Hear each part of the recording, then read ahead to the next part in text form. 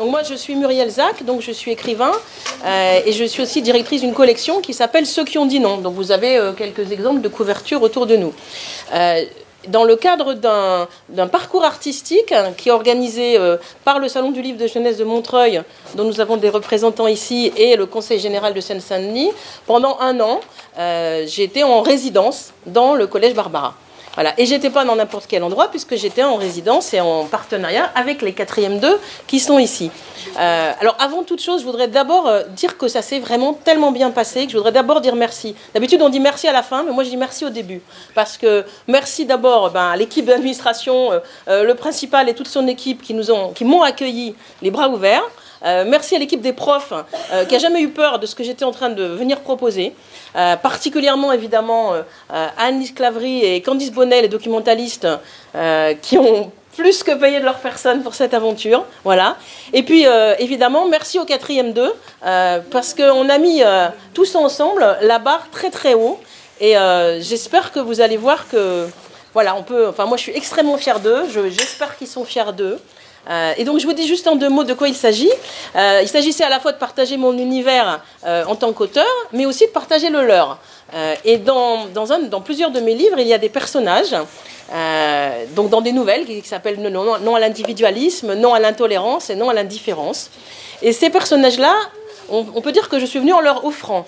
Chacun d'entre eux a choisi un de ces personnages et pendant toute l'année, eh bien, devait lui prêter vie. Et pas dans n'importe quel endroit, puisqu'on avait décidé d'écrire quelque chose au Clos Saint-Lazare.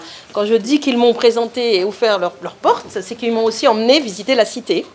Je ne suis pas restée au sein du collège. Et on a eu ces échanges-là. Voilà. Et le premier temps de ce travail, c'était que chacun écrive quelque chose à partir de ses personnages.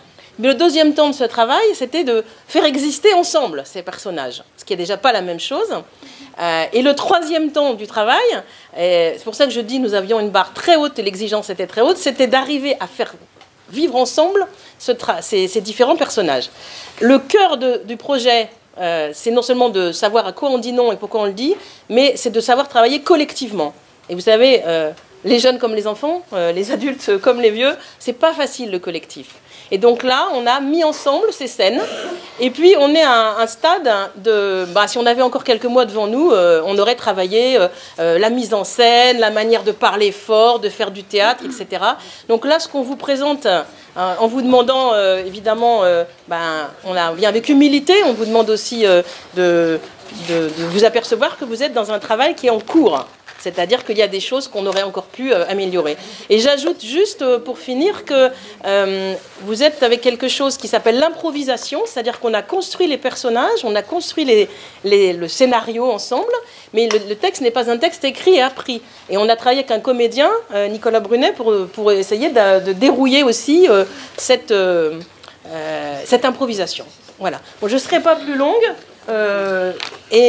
et comme je remplace un élève qui était narrateur, du coup, je commence. Cette pièce s'appelle « Quand ceux du Clos entrent en résistance ». Notre histoire se déroule non loin d'ici, dans la ville de Stein, plus exactement dans le quartier du Clos Saint-Lazare, le Clos, comme on l'appelle ici. Sur une petite place, entre la boulangerie et la boucherie, il y a le supermarché Coccinelle. Un lieu de vie où se croisent les habitants du quartier, un lieu de travail pour des caissières fatiguées. Marc, leur patron, n'est pas un tendre. Justement, c'est l'heure de la pause pour elle. Les voilà en train de discuter sur un banc en face du Coccinelle. Ah, non, on va s'asseoir.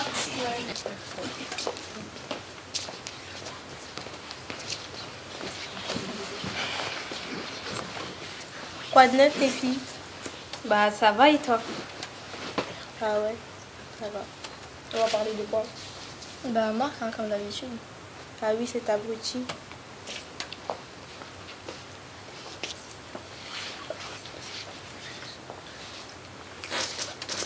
Franchement, Marc, j'en ai marre de lui. Ah oui, moi aussi, je le déteste.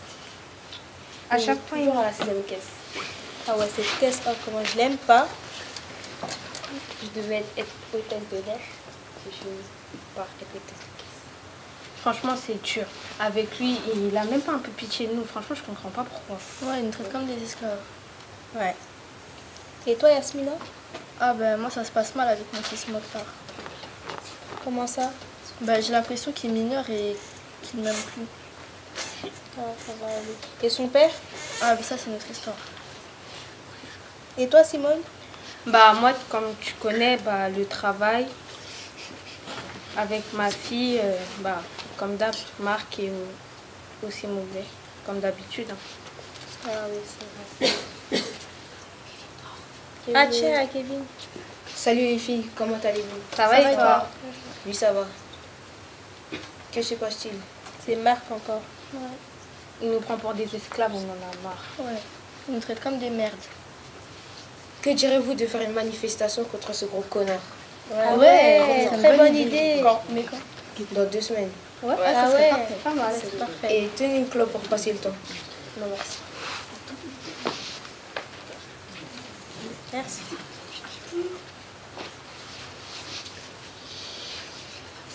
Et toi, ta famille, ça va? Que direz-vous de faire une manifestation dans 2 semaines? Ah ouais. Ou- Et le travail? Oui, ça va. Mais j'ai une idée. Que direz-vous de faire une C'est bon, manifestation on a dans compris. On va Ouais, faire une manifestation. manifestation, c'est bon. Ah. Oh non. Oh non, regardez. Pas lui. Oh non. Pourquoi vous avez des clopes? Déjà, bonjour. T'es jaloux?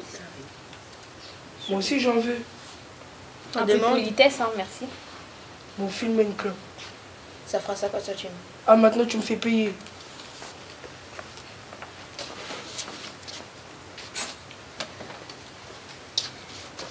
Enfin, il part ce gros là. Pas. Saoul. Je le déteste lui aussi. Hein. Ouais, il Ah est pareil. Le sosie de Marc. Ouais, on dirait son Ah. fils. Faudrait qu'on fasse une manifestation contre Ouais, les ouais, deux. ouais. Manifestation contre Marc le patron et Ali le lui. vigile. Ils sont pareils. Ouais. Il est quelle heure? C'est bon, en plus. Ah. Oh, faut vite qu'on aille au travail. Ouais, parce que sinon... On va arriver en retard.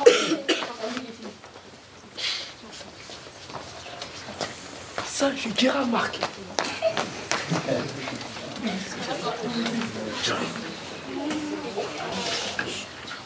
Un mois et toujours rien. Aucun petit jeune ne veut travailler ici. Si ça continue, je remplace mes caissières par une machine. N'empêche que pour l'instant, ce sont toujours ces caissières, ces femmes qui travaillent ici. Elles qui me font penser à ma mère, elles qui me haïssaient, qui me battaient.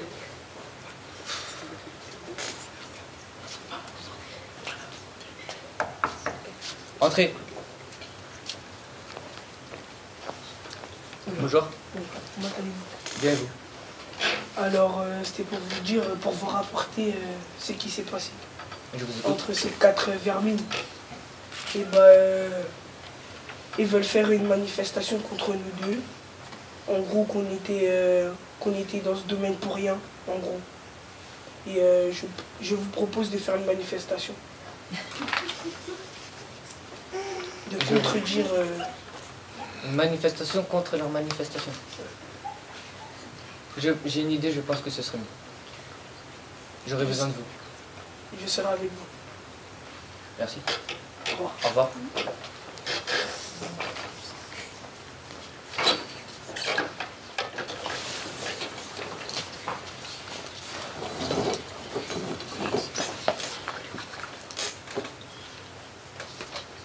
Coucou, ça va? Ouais, ça va et toi?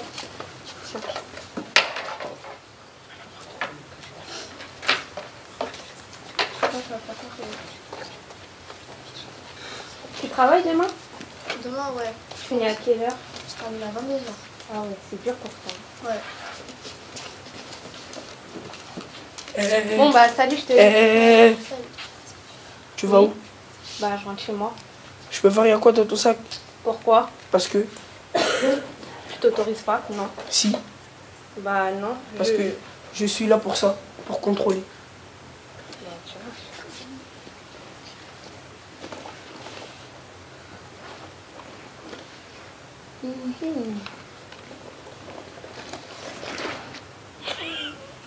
À qui est-ce donc ça?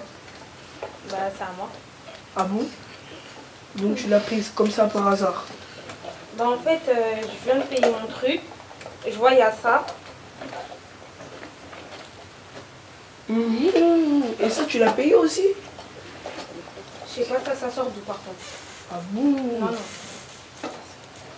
Ça mérite... Yasmina, tu m'as vu? Ça mérite, hein. Mais je viens juste de Faut que payer j'appelle ça. Marc, là. Mais qu'est-ce qui se passe ici? Mais en fait, il m'accuse de vol pour rien. J'ai trouvé ceci dans le sac de la demoiselle. Et ce n'est pas payé. Non. Qu'est-ce que tu as à dire? Mais en fait, tu peux voir le ticket de caisse. J'ai juste acheté ça. Je sais pas ça fait quoi dans mon sac. Il ça. était dans ton sac. Mais je viens juste de le sortir parce que je viens juste de le voir. Et tu l'as pas payé. Je l'ai. C'est du vol. Pars, je veux plus jamais te voir ici, t'es viré. Mais j'ai jamais T'es pris viré. ça.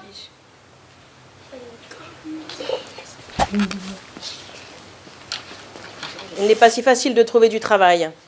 Et quand le chômage s'abat comme un coup de gel hivernal qui n'en finit pas, il est difficile de croire à un avenir meilleur, ni même de croire qu'il y a un avenir.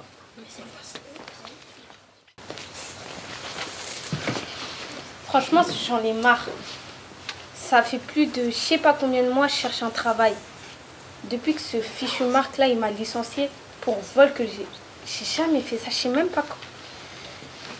Ça fait 1 an que je me suis fait expulser de mon appartement. Et ma fille, tout. Je sais même pas comment je vais faire.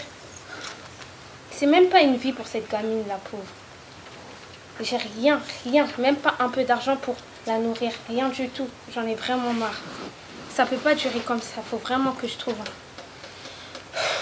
faut que je trouve une solution. Je sais pas comment je vais faire. Je sais même pas où je vais aller. Et je vais encore chez ma mère. Est-ce que c'est normal?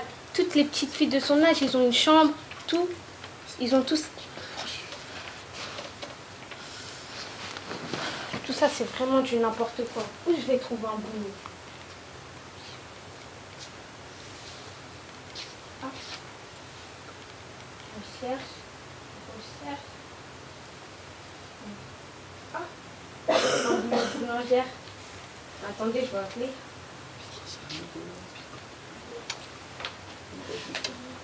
Oui, allô? Bonjour.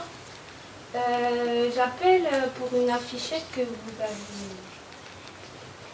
posée dans la rue. Oui, c'est pour me présenter. Je peux passer vers quelle heure à peu près? 18h?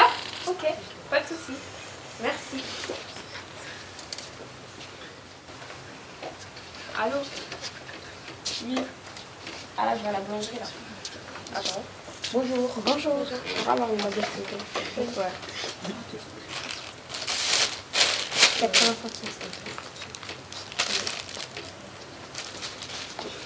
Oui. Oui. Oui. Ok. Merci. Au revoir. Au revoir. Au revoir. Voilà. À la boulangerie.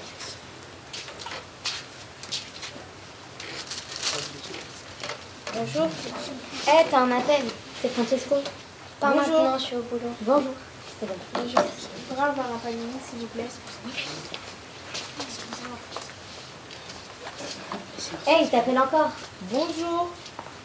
Ça fera 3 euros, s'il vous plaît. Oui. Tiens, va lui répondre. Quoi encore? Mais va lui répondre. Allô? Allô, Mylène?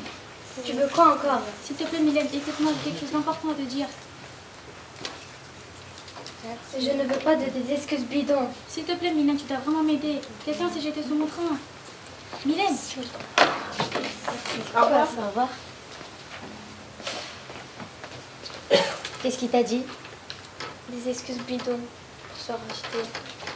Et au fait, comment vous êtes rencontrés, toi et Francesco? Tu veux vraiment savoir? Oui. Dans une pizzeria. Oui. Ouais. C'est bizarre. Mais tu s'entendais bien avec lui. Oui. Et pourquoi vous n'êtes plus ensemble?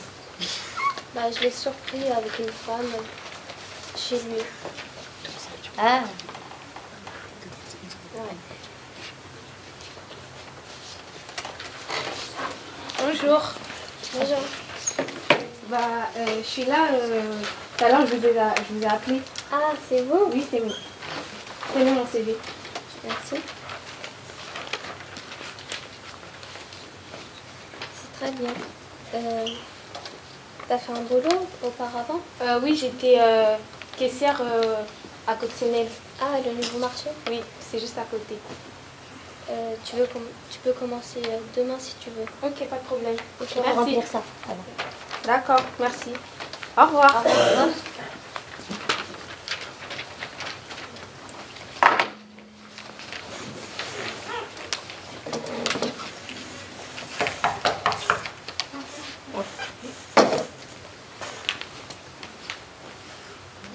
Oh, salut Mehdi. Ça va Marco? Ça va et toi? Tranquille, fais comme chez toi, assis-toi. Tu nous as fait du bon thé. Hein. Ouais, qui vient spécialement du Maroc. Tu m'as fait ramener ici pour une chose particulière. Ouais, c'est parce que en fait, Mokhtar, là, il est bizarre. Qu'est-ce qu'il a encore? À l'école, il travaille pas. Je crois je devrais lui dire la vérité. Sur sa mère? Ouais, sur sa mère et sur toi. Je préfère que tu dises pas pour moi pour l'instant. Après, pour sa mère, tu fais comme tu veux. C'est sûr? Oui. Ok. Salut. Salut. Ça va? Oui, toi? Oui. Alors, quoi de neuf? Y'a Et des nouvelles de mon père? Non. Non. Et ma mère, comment elle est morte? Bah en fait, ta mère, elle se faisait harceler par le gérant du magasin de coccinelle, Marc. Et elle a décidé de se suicider, se jeter sur un train. Non, Tiens, tu allez. rigoles. Tu rigoles. Oui, c'est ça. Tu m'as dit qu'elle était morte dans un accident. C'était pour pas que tu sois déstabilisé. Non, c'est faux. Non. Elle est morte dans un accident. Non. Pourquoi tu m'as pas dit C'est bon, Mokhtar, calme-toi, Mokhtar, calme-toi. Va faire un tour, va faire un tour.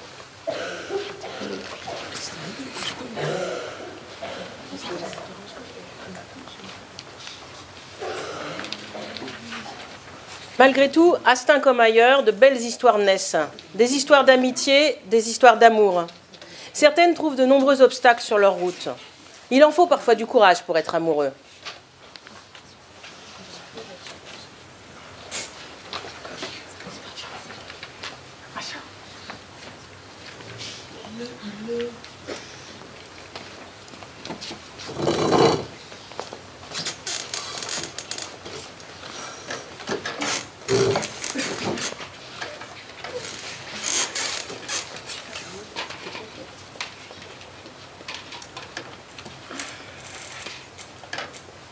Ah oui, maman, je t'ai parlé de ma nouvelle copine.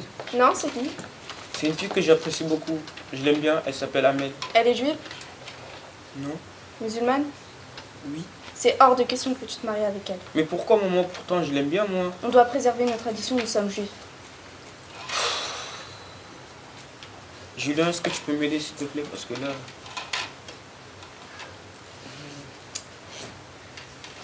On dit d'abord on mange, ensuite on préfère vos discussions. J'apporte pas la suite tant que cette histoire n'est pas réglée. Oh là là. Mais au moment, je peux prendre mes décisions tout seul, non? C'est toujours moi ta mère. Mais je suis assez grand pour prendre mes décisions, non? Non. Comment ça se fait que les filles de mes copines, je te les présente et tu n'en veux pas? Mais moi, j'en veux pas, moi. Mais qu'est-ce qu'elle a de plus? Elle sait cuisiner, elle sait tout faire. Tu es ridicule. C'est pas possible. Et qu'est-ce qu'elle dira ta grand-mère en Israël quand elle verra que mariage, il y a les musulmans d'un côté et les juifs d'un autre? Mais c'est pas grave, ça. Si ça l'est. Ça aurait été mon père, il aurait été d'accord. Bah retourne chez ton père. On parle du cas d'Amel, pas du cas du père Aïli. Mais je veux pas la voir celle-là. Pourquoi tu changes de sujet? C'est toi qui changes de sujet. Attends, il est avant de partir, je finis de manger.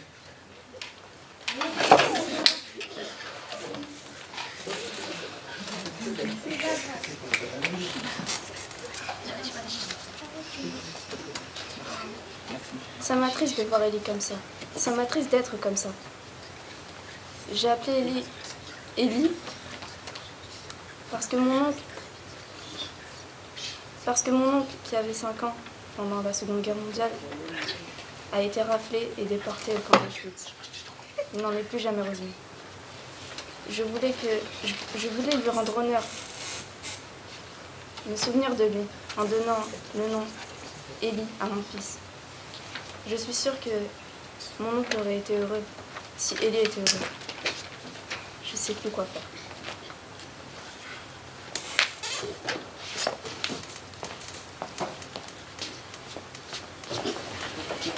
Ce soir, j'ai pris une décision, je vais déménager. Tu vas aller où tout seul? Je vais pas déménager, on va tous déménager. Comment ça, on va tous déménager? Nous, on n'est pas d'accord. C'est pour le bien d'Amel. Pourquoi? Elle a quoi, Amel?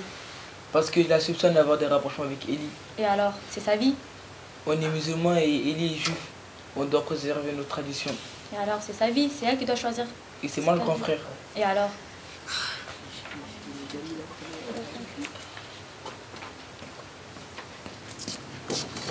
Alors, vous parlez de quoi? On va tous déménager. Quoi? Oui, on va tous déménager. Pourquoi? Parce que je te soupçonne d'avoir des rapprochements avec Eli. Et alors? Mais comment ça et alors? On va tous déménager. Mais ça te regarde pas, ça? Si, ça me regarde parce que je suis le grand frère. Et alors? Bref, tu veux déménager, on va tous déménager, il n'y a pas de souci pour ça. Mais... Il n'y a pas de mais. Il veut déménager, on n'a qu'à tous déménager. Maintenant, tu dégages.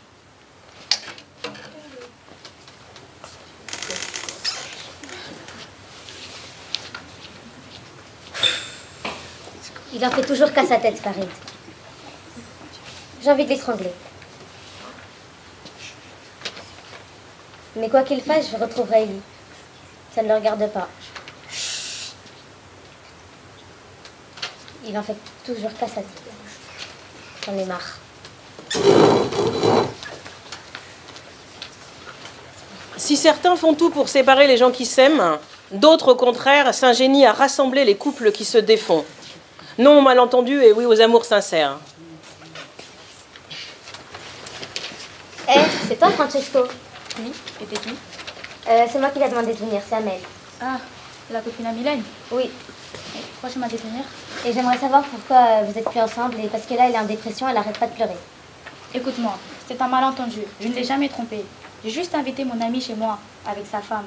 Et pendant que mon ami était à la salle de bain, sa femme était ivre. Elle est tombée sur mon épaule. À ce moment-là, Mylène est rentrée. Je n'ai rien fait. Je comprends mieux. Mais tu sais, j'ai une idée si tu veux te remettre avec elle. Vas-y, dis-moi.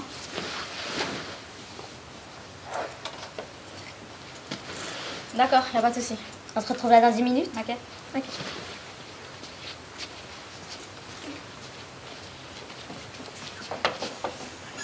Tu peux entrer, je t'apporte ta verre. Ça va Mylène? Normal. Bon, allez, viens, il fait beau. Pourquoi? Allez, tu me fais de mal. Oh, ça va. Assieds-toi. Ah ouais. Tu pourrais faire attention, non? Ça va. Comment ça va? Je t'ai même pas tiré fort. Tu m'as fait mal au bras. Oui, c'est ça. Il fait beau. Oui. Pourquoi tu m'as ramené dans ce parc? Pour te remonter le moral, peut-être. Bonjour, jolie demoiselle. Bonjour. Bonjour. Vous allez bien? Oui. Puis-je m'asseoir ici? Oui. Tiens, change de place, il est bizarre. Toi aussi, t'es bizarre. Hein. Tu le savais pas? Si. Ah va, madame. Vous êtes très charmante. Merci. Vous êtes en couple? Oui. Ah bon? Qui est ce jeune homme? Pourquoi? Je veux juste savoir. Comment ça, c'est qui? Tu sais très bien. Non. C'est Francesco. Tu m'avais pas dit que... Si, mais... Si, mais... Il m'a trompée. Vraiment, Mylène? Tu es vraiment amoureuse de moi? T'es sérieux, là? Écoute-moi, Mylène. C'était pas mon idée. C'était l'idée d'Anita. Amel. Tu pourrais m'expliquer? Non, réconciliez-vous d'abord, je reviendrai plus tard. Mais Mylène, écoute-moi. C'était un malentendu. Je ne t'ai jamais trompée. Fais-moi confiance. pourquoi? La femme était ivre. La femme de mon ami était ivre. Elle est tombée sur mon épaule. Et c'est à ce moment-là que tu es venue. Je t'ai jamais trompée. Je suis vraiment désolée de me faire décider. C'est pas grave, Mylène. C'est bon? On peut y aller? Oui. On rentre à la boulangerie? Ouais.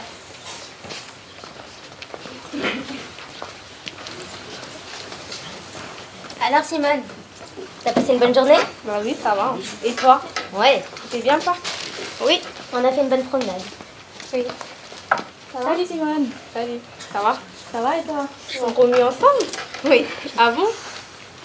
En fait, c'était quoi cette histoire au téléphone. Une femme, si j'étais sous ton train. Ah oui, Milan, tu dois m'écouter. C'est une longue histoire. Une femme, si j'étais sous mon train. Mais je ne sais pas comment elle s'appelle. Je sais juste que son fils s'appelle Mokhtar. Mokhtar? J'ai une amie à moi qui s'appelle Simone. Son fils s'appelle Mokhtar. Et elle s'est jetée sur un train.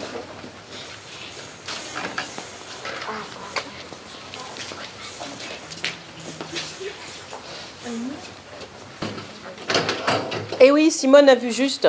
Yasmina est partie trop tôt, trop vite, sur une impulsion, une détresse, un désespoir. Laissez-la vous raconter.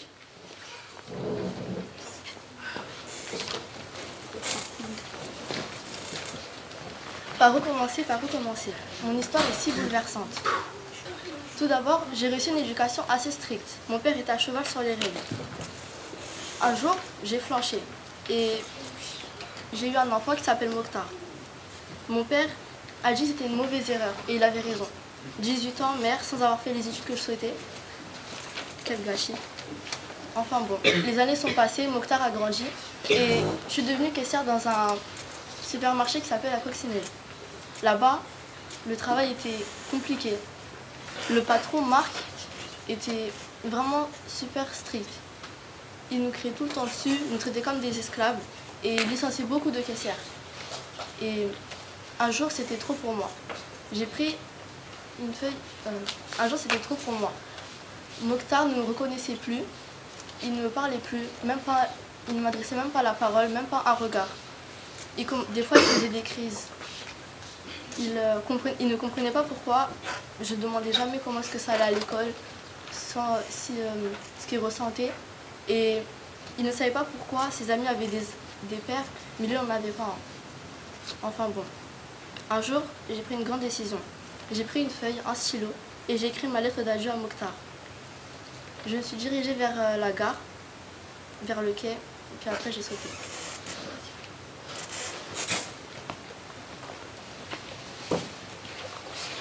Il y a des colères qui vous laissent la gorge serrée et les mains vides.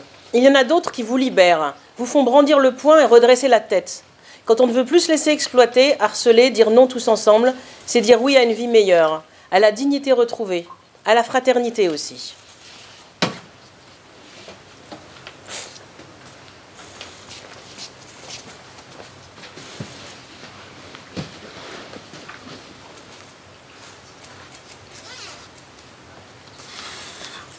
Qu'est-ce qu'il y a, Mokhtar? Y'a rien. Ta meuf t'a quitté? Non. T'es tombé? Non. Tu t'es blessé? Non. Il a quoi alors? Assieds-toi, on va en parler. Explique. Je viens d'apprendre que ma mère, elle n'est pas morte dans un accident de voiture. Mais comment elle est morte alors? Elle s'est suicidée. Elle s'est jetée sous un train. Et comment t'as su? Mon oncle m'a dit. Et c'est qui le coupable? C'est Marc, le responsable du coccinelle. Le coccinelle est juste à côté du marché? Oui. Bah viens alors, on va péter sa gueule. Oui, bien qu'il mérite.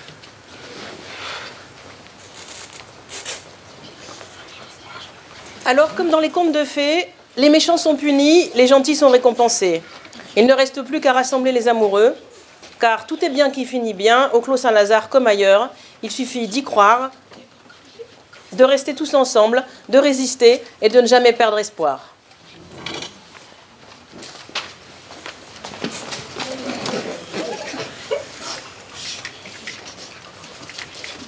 On n'est pas des esclaves, on veut une augmentation. On n'est pas des esclaves, on veut une augmentation. On n'est pas des esclaves, on veut une augmentation. Mais qu'est-ce qui se passe ici? On n'est pas des esclaves, on veut une augmentation. On n'est pas des esclaves, on veut une augmentation. Stop. Arrête, Mokhtar, mon fils. Comme ça, mon fils. Je suis ton père.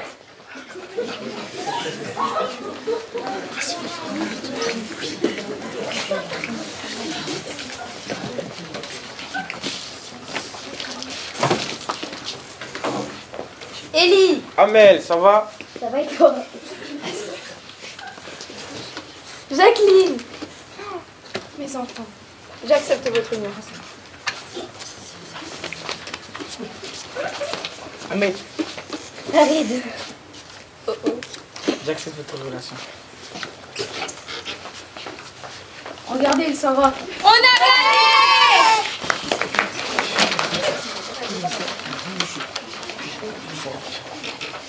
Je veux préparer un monde où il n'y aura plus d'attentats ni de morts.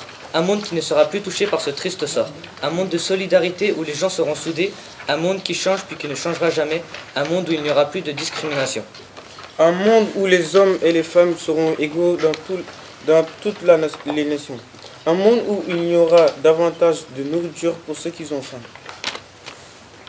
Je vais préparer un monde solidaire, plein d'échanges fantastiques et de bonheur sans fin. Je vais préparer un monde coloré, joyeux et libéré. Adama Traoré.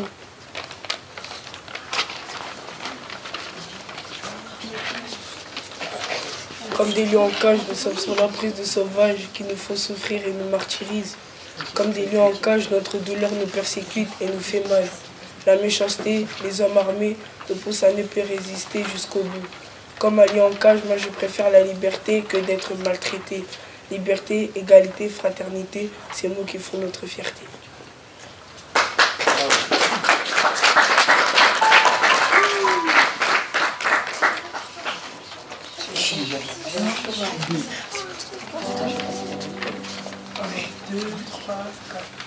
On la trouvait plutôt jolie, Lily.